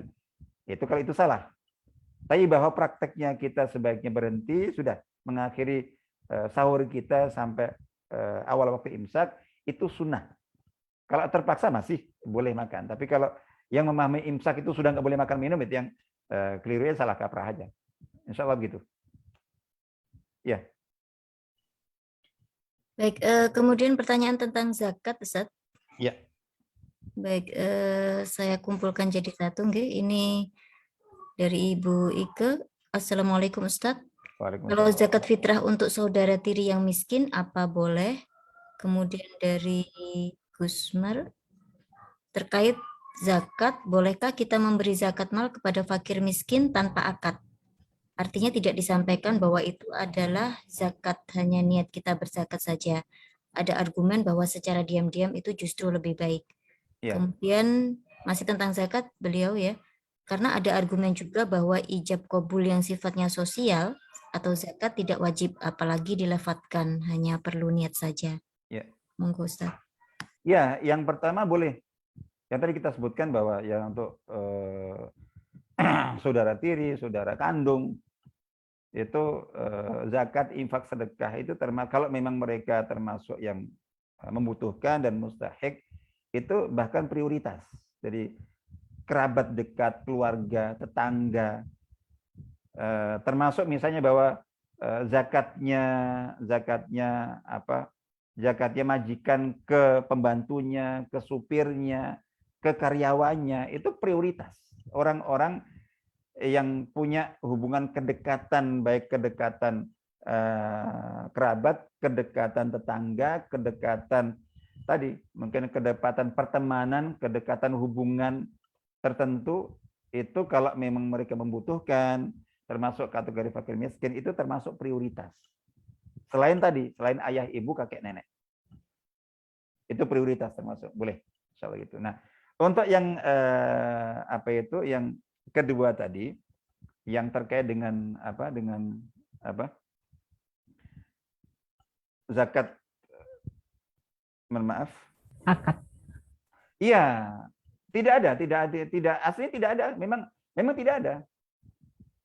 Jadi penyerahan zakat itu bukan transaksi. Yang butuh akad jadi bi'tu qabiltu. Jadi atau misalnya itu akad transaksi, ini bukan transaksi. Jadi nggak ada akad apapun. Jadi tidak ada akad apapun. Ya, tidak ada kata-kata ini seperti dalam pernikahan akad atau mungkin jual beli dan sebagainya itu tidak ada. Itu karena memang bukan termasuk bentuk akad, bentuk transaksi, bukan. Itu penyerahan. Nah, tidak juga harus disampaikan bahwa seorang muzaki itu perlu menyampaikan bahwa ini zakat, ini infak, ini sedekah itu kalau dia menyerahkannya ke bas atau las. Yaitu tujuannya untuk supaya dimasukkan dalam pos yang berbeda-beda karena bas las itu punya ini pos zakat, ini itu. Itu hanya untuk itu kepentingannya. Tapi kalau muzaki itu menyerahkan langsung ke mustahik itu nggak harus. Yang penting bahwa dia sudah memastikan penerimanya itu mustahik. Penerimanya nggak tahu bahwa ini zakat, mungkin dia nyangka infak sedekah nggak masalah. Yang penting dia yang muzakinya itu kalau menyerahkan langsung itu syaratnya pokoknya dia cukup perlu memastikan bahwa yang akan menerima zakatnya itu betul-betul memang mustahik. Itu aja. Jadi gitu. Jadi yang menerima mungkin persepsinya ini, persepsinya itu nggak masalah. Insya Allah gitu. Jadi tapi bukan sebagai pengganti, tapi jangan sampai tidak boleh menjadi pengganti apa yang biasa atau yang seharusnya dilakukan. Misalnya kok jangan dijadikan dia artinya bahwa muzaki tapi dengan syarat muzaki tidak mengambil manfaat dari situ. Itu yang syaratnya kedua. Jadi mustahik tidak tahu, tapi syarat kedua bahwa bentuknya itu bukan dalam bentuk di mana muzaki di situ mengambil manfaat. Apa itu misalnya? Jadi misalnya bahwa itu dijadikan sebagai THR. Enggak, THR kalau memang itu rutin dan memang harus ditunaikan harus diambilkan dari yang lainnya. Enggak boleh dibayar dari zakat. Jadi atau mungkin apa yang mungkin ada memang sudah hadiah yang rutin seperti itu. Itu enggak boleh zakat diberikan gitu. Jadi itu di luar itu. Insya Allah gitu. Jadi enggak harus jadi penyerahan zakat bukan akad, insya Allah gitu. Terus kemudian yang kedua ketentuannya yang penting bahwa muzaki tidak mengambil manfaat dari penyerahan zakat seperti yang tadi kita disebutkan. Insya Allah. Baik, yang berikutnya tentang fidyah puasa dan kafarat, Ustaz. Iya, silakan. Yang pertama ini, Ustaz, bagaimana jika saya hanya mengikuti pendapat Ibnu Abbas tentang membayar puasa karena hamil dan menyusui dengan fidyah saja tanpa kodok? Kemudian yang berikutnya ini dari yang berbeda. Ustadz, jika ada pasutri yang berhubungan di siang hari puasa, katanya kan saya mendengar wajib membayar kafarat si pihak suami bukan istri. Tetapi jika tahun demi tahun ketika dia melakukan itu dia tidak membayarkannya. Entah tidak mampu atau abai, intinya yang membayarkan akhirnya si istri. Karena istri ini wanita bekerja ya Ustadz. Apakah berarti denda ini telah terbayarkan atau kewajiban suami belum gugur karena yang menunaikan bukan si suami? Dan apakah statusnya kemudian menjadi... Ini yang membayar dalam bentuk apa? Ini dilas dalam bentuk puasa dalam bentuk memberi makan fakir miskin. Bukan, Ustaz, ini langsung membayar ke lembaga amil gitu. Oh lah iya, maksudnya dalam bentuk ini, dalam bentuk apa itu kan mengganti kan kafaratnya kan yang pertama itu kan dengan puasa 2 bulan berturut-turut kan. Ini baru, tidak melalui itu. Oh ya, berarti yang kalau tidak mampu baru diganti dengan memberi makan 60 fakir miskin. Mungkin bentuknya itu seperti itu. Ya intinya begini, di sini kewajiban aslinya kewajiban suami. Jadi suami yang menunaikannya. Tapi maksudnya ketika loh nggak dibayar, ini kewajiban istri untuk mengingatkan. Jadi kewajiban istri untuk mengingatkan. Nah, misalnya kok suami istri tidak ada, suami tidak punya misalnya tadi itu, tidak punya dana untuk memberikan apa itu kepada ini, ya bukan diwakili istri di sini. Kalau dalam bentuk mewakili dalam bentuk puasa tidak, jadi gitu. Tapi kalau dalam ini bukan mewakili, tapi artinya berarti dia suami istrinya itu berinfak kepada suaminya, itu sifatnya. Terus itu yang dipakai untuk membayar. Jadi begitu bentuknya begitu. Jadi sifatnya itu ya sama seperti misalnya ini sama seperti suami punya tanggungan utang. Jadi 500 juta. Nggak mampu bayar. Istri punya emas gelondongan atau istri punya warisan. Ini begitu. Ya, bolehkan itu ya tadi. Itu ibaratnya seperti ini istri itu berinfak kepada suaminya untuk menutup utangnya. Termasuk kalau saat ini ada orang lain, mungkin bukan istri, orang lain. Ini saya punya tanggungan bentuk harta, itu siapapun bisa.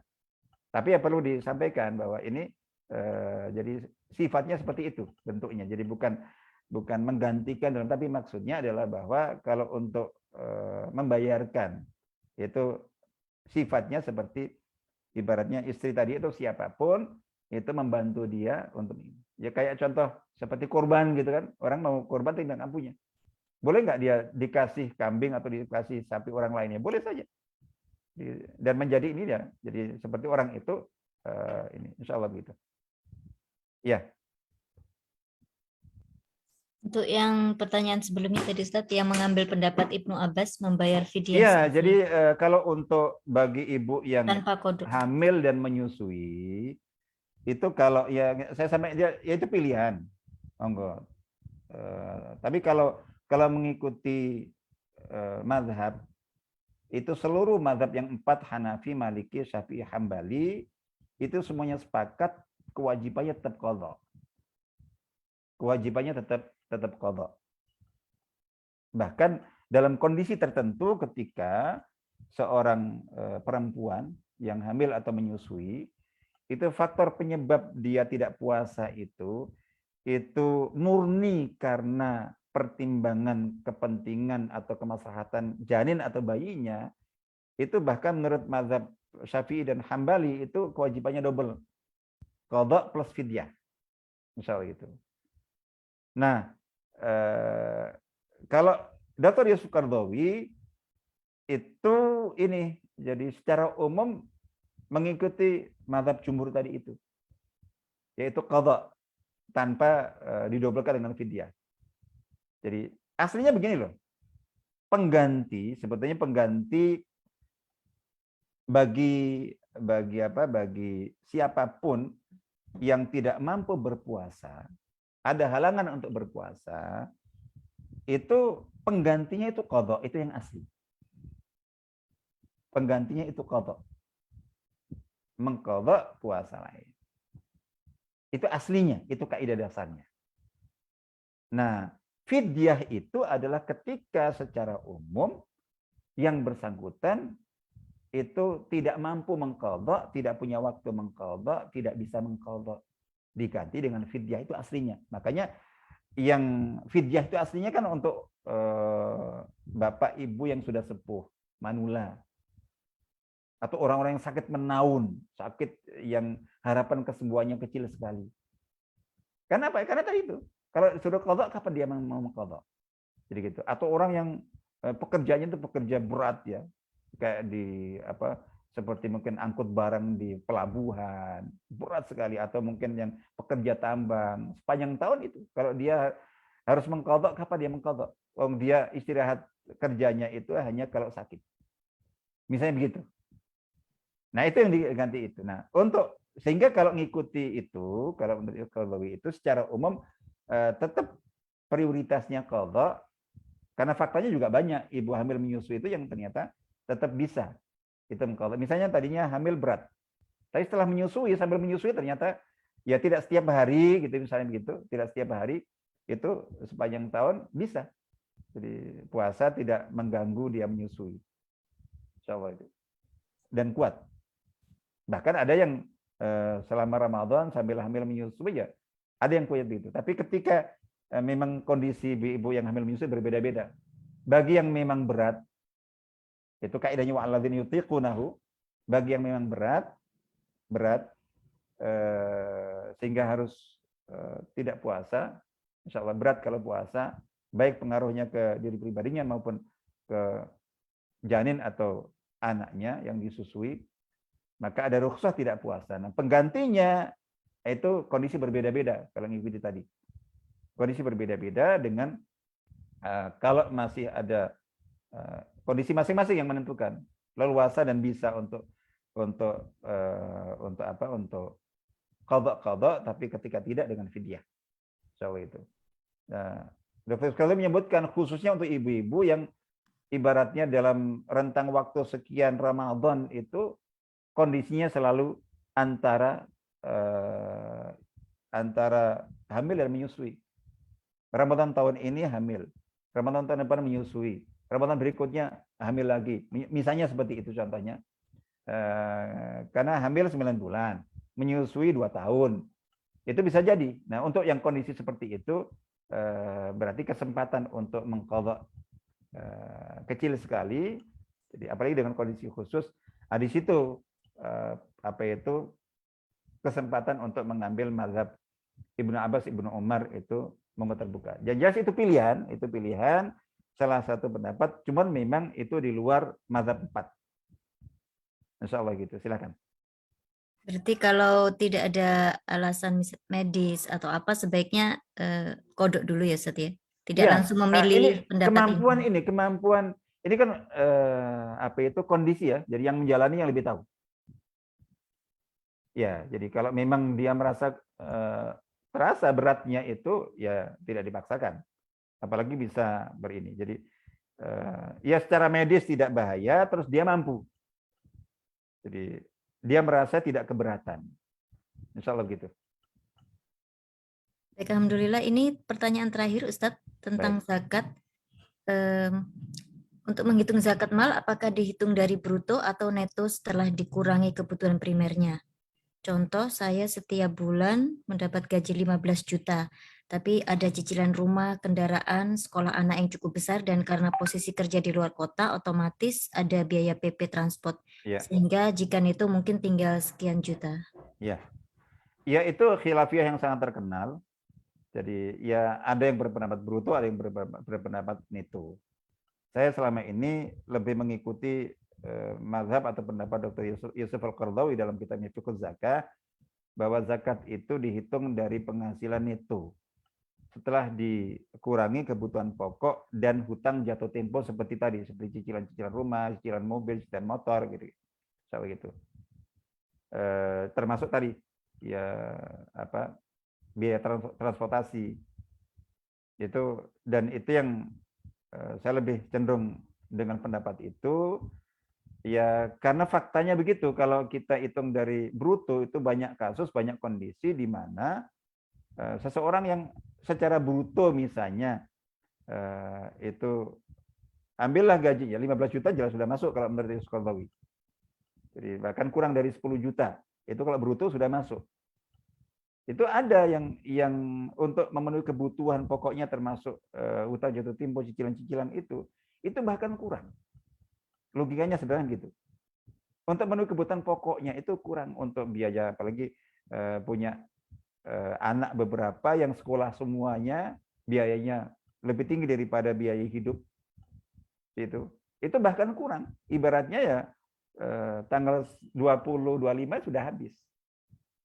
Kalau kita wajibkan untuk bayar zakat, itu artinya kan berarti dia harus bayar zakat dari hutang. Orang yang dalam kondisi seperti itu termasuk mustahik, bukan muzaki. Itu logika yang disampaikan oleh kalau mengikuti pendapat Yusuf Qardawi. Jadi insya Allah begitu. Jadi ini bahwa itu khilafiyah, ya tergantung yang diikuti. Tapi kalau yang selama ini saya ikuti itu seperti pendapat Dr. Qabawi bahwa zakat dihitung dari penghasilan neto bukan bruto. Dikurangi kebutuhan pokok ya, kebutuhan pokok, dan kebutuhan pokok bukan pengeluaran real, kebutuhan pokok. Jadi harus memang ada batas karena sering beda antara kebutuhan pokok dengan pengeluaran real. Gambarannya itu kalau kebutuhan pokok misalnya untuk makan. Misalnya satu orang itu dia bisa makan udah cukup, insya Allah makan, ambillah dengan 20.000, 25.000, cukup. Atau agak dinaikkan 30.000, bisa. Tapi seseorang bisa suatu saat ke restoran ingin memanjakan dirinya pas lagi gajian, itu makan sekali bisa 200.000. Bahkan ada yang saya dapatkan salah seorang ustadz diajak ngemil, makan ringan bukan makan berat di restoran restoran hotel bintang 5, 2 orang, bukan makan berat, ini makan ringan, itu habis 2 juta, 2 orang, masing-masing 1 juta. Nah itu pengeluaran yang dihitung adalah tadi kebutuhan pokok asasi, insya Allah itu. Baik, jadi insya Allah itu secara umum masih ada lagi. Ustaz, mohon maaf, ternyata ini di FB masih ada yang baru masuk. Ini dari Bapak Andi Alam. Ustadz, bisakah kita itikaf di rumah? Ini yang bertanya Bapak. Nah, kalau iktikaf itu wa antum ma'akifuna fil masajid. Jadi syarat mutlak ibadah iktikaf di masjid, tidak ada iktikaf di rumah. Termasuk ketika di rumah itu ada musola. Jadi musola khusus, ada yang rumahnya besar, terus ada baik itu di dalam ada ruang khusus di dalam rumah itu, ya, ataukah misalnya ini ada musola di luar, terpisah, tapi khusus di rumah milik itu bukan termasuk, bukan termasuk. Jadi masjid musola yang dipakai untuk sholat berjamaah masyarakat umum. Jadi jangankan di dalam rumah ruang khusus ini yang musolanya, bahkan yang bangunan sendiri di samping rumahnya gedung besar terus membuat musola terpisah bangunannya, itu juga tidak termasuk. Masjid-masjid itu ya adalah yang dipakai umum berjamaah bersama. Insyaallah begitu. Jadi gitu. Itu tidak bisa. Kalau niatnya iktikaf. Jadi pahala ibadah iktikaf khusus di masjid, setidaknya ya, yang disebut musola masuk, surau langgar masuk selama itu bukan surau langgar pribadi, bukan musola pribadi di dalam komplek rumah yang hanya dipakai untuk keluarga itu saja, tidak ada masyarakat luar. Jadi gitu. Nah, yang masjid itu ya termasuk musola surau langgar, tapi ini biasa untuk berjamaah minimal untuk sholat 5 waktu. Yang lebih afdal yang ada masjid jami' yang dipakai untuk sholat Jumatan. Masya Allah begitu. Jadi di rumah tidak. Ya bahwa ya di situ bisa, kalau dikatakan apakah dengan saya sholat, zikir, qiyamul lail, tahajud di rumah berpeluang atau bisa dapat itu qadar, insya Allah. Tadi sudah saya sebutkan. Tapi kalau itu mendapatkan nilai ibadah iktikaf, tidak. Iktikaf syaratnya masjid. Wa antum aakifuna fil masajid. Jadi gitu. Jadi kalau memang niatnya untuk iktikaf ya mutlak harus di masjid. Harus di masjid. Kalau musola ya musola yang umum itu yang biasa sehari-hari dipakai untuk jamaah sholat 5 waktu. Soal gitu. Tapi kalau nggak bisa ya nggak masalah. Apalagi ibu-ibu yang berhalangan tidak perlu menyesal. Jadi bagi yang terhalang untuk melakukan amal ibadah yang tidak bisa dilakukan secara baik karena kemampuan, keterbatasan, atau karena memang konsekuensi hukum syar'i memang tidak boleh, itu langsung fokus pada penggantinya. Yakinlah bahwa selama kita tetap punya niat, seandainya bukan karena halangan ini saya akan itikaf, saya akan ini, akan itu, cuman karena terhalang maka saya tidak bisa melakukannya. Itu berarti niat ada. Yang kedua adalah mengoptimalkan amal yang masih mungkin dilakukan. Tilawah Al-Quran atau mendengarkan tilawah Al-Quran, murojaah, zikir, doa, istighfar, tobat, salawat, apapun. Jadi gitu. Apapun ketaatan yang bisa dilakukan, maka itu dilakukan. Jadi itu yang harus kita lakukan. Jadi kita, insya Allah gitu. Ya. Ustaz, mohon maaf Masih. sekaligus ini ya tentang itikaf. Ya. Apakah kita boleh itikaf tapi nggak full 10 hari, tapi putus-putus karena masih banyak keperluan? Iya.